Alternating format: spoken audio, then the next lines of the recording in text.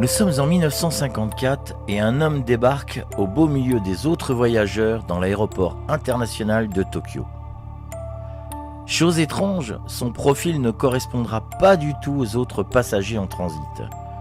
En effet, celui-ci était en possession d'un passeport rempli de visas bien réels, mais dont le pays serait Taured.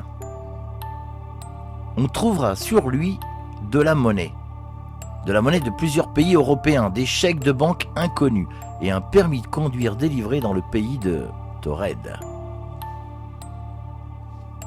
Quand on lui demandera où se trouve son pays, il répondra sans aucune hésitation avec un accent japonais des plus parfaits que Taured serait un petit pays d'Europe situé entre la France et l'Espagne. Et il pointera sur la carte la principauté d'Andorre. En voyant que le nom n'était pas celui de Taured, il se mettra en colère et affirmera que son pays existe depuis plus de 1000 ans. Face à cette étrange situation, les autorités japonaises décideront d'ouvrir une enquête. Ils iront questionner la société avec laquelle l'homme avait rendez-vous, ils iront même vérifier l'hôtel où il aurait réservé une chambre, mais là malheureusement personne n'avait eu vent de sa venue. Ils contacteront aussi diverses ambassades à Tokyo afin de vérifier les informations contenues dans le passeport. Et bien entendu, toutes les ambassades répondront que Taured n'existe pas. Durant son interrogatoire, et devant cette affirmation, l'homme commencera à s'agacer et affirmera que Taured aurait toujours existé et qu'il en serait bien sûr un ressortissant. Pour confirmer ses dires, il citera des informations et des dates importantes de l'histoire du pays qui n'étaient bien sûr pas connues du tout des autorités japonaises. Malgré cela, les autorités ne le laisseront pas continuer son voyage et décideront même de le placer en rétention dans un hôtel proche de l'aéroport, en attendant bien sûr une décision de justice. Durant plusieurs jours, les autorités garderont l'individu en quarantaine dans l'hôtel.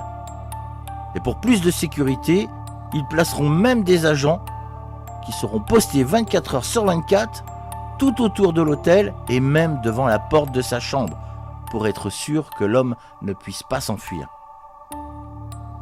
Et pendant ce temps-là, la police japonaise tentera de trouver des éventuels indices pour essayer de relier l'homme à un endroit ou à un pays. Et malgré tous leurs efforts, aucun signe, aucune piste. Rien ne pourra mettre en évidence un quelconque lien avec un lieu connu. Le mystère s'épaissira encore plus quand un matin, lors du contrôle quotidien des policiers dans la chambre, l'homme n'était plus là. Il avait disparu. Les gardes postés à l'extérieur de l'hôtel n'auraient rien vu. Aucune activité suspecte autour du bâtiment et aucun signe visible de l'homme. Immédiatement, la police décidera de fouiller la chambre de fond en comble. Et ils indiqueront dans leur rapport qu'il n'y avait aucune trace du passage de l'homme, ni même de ses affaires. Et chose encore plus troublante, tous ces papiers qui avaient été conservés à la douane de l'aéroport avaient tous disparu, comme volatilisés. Depuis cet incident, des hypothèses plus ou moins folles circuleront autour de cette affaire. Certains penseront que l'homme serait en fait un extraterrestre venu d'une autre planète ou bien même d'un autre univers. Qu'il s'agirait aussi en fait d'un être humain ayant accédé à un autre continuum espace-temps. Ou bien que l'homme ait été envoyé dans le passé par un procédé encore inconnu. Enfin, pour les plus terre à terre, il pourrait s'agir tout simplement d'un agent secret envoyé pour une mission spéciale. Mais bon, restons un peu les pieds sur terre si vous le voulez bien.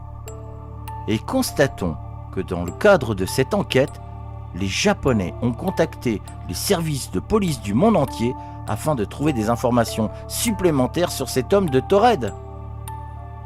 Et au bout du compte, ils firent chou blanc sur toute la ligne. Aujourd'hui, plus de 50 ans après les événements, l'enquête n'a jamais été classée. beaucoup de questions restent encore en suspens. Et il est probable que le mystère de l'homme de Taured ne soit jamais résolu. D'un point de vue scientifique, de nombreuses questions sont toujours sans réponse. Quel était le but de cet homme? D'où venait-il réellement? Avait-il un lien avec une autre réalité? Je m'avance peut-être, mais je pense qu'on ne le saura jamais. Une chose est sûre, c'est que cette incroyable histoire de l'homme de Taured nous oblige à prendre conscience de l'importance d'avoir l'esprit ouvert. Oui, d'avoir l'esprit ouvert face à des phénomènes inexplicables qui pourraient survenir n'importe quand dans notre quotidien.